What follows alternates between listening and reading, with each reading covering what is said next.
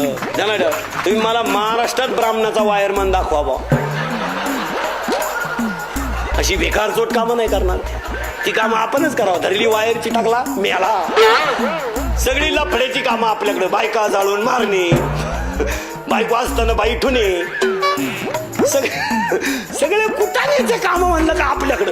चांगली कामं नाही. आणि एकदा ना कीर्तन प्रवचन तुम्ही कमी आहे का. आपल्या आंतरिक प्रवृत्तीत बदल होत नाही तोपर्यंत बाह्य प्रवृत्तीला किंमत द्यायची काही गरज नाही. आपलं काय बदललं पाहिजे. लोक बाहेर पाहत असतात. साधी साधी उदाहरणं सांगतो. लोक तुमचं कर्ज पाहता का इस्तरी. लोक बंगल्या पुढे गाडी पाहता का तिचे हप्ते. गाडी लोक खोडीचे आहेत. फक्त काहींना सिंगल खोडी, काहींना डबल खोडी. एका बाईच्या पोराला अशी खोड होती ते अंगठा चोखायची. त्याच्याने त्याला पाठवा ते कार्ट फडकं फाडून बोट चोखायचं. त्याच्या कटाळी फिरायला निघली. म्हणली कटाळी बाई पोराच्या खोडीला. म्हणली काय महापौर नुसतं बोटून चुकीत. म्हणली तू तरी एकच चुकीत. मग आता असंच चालत.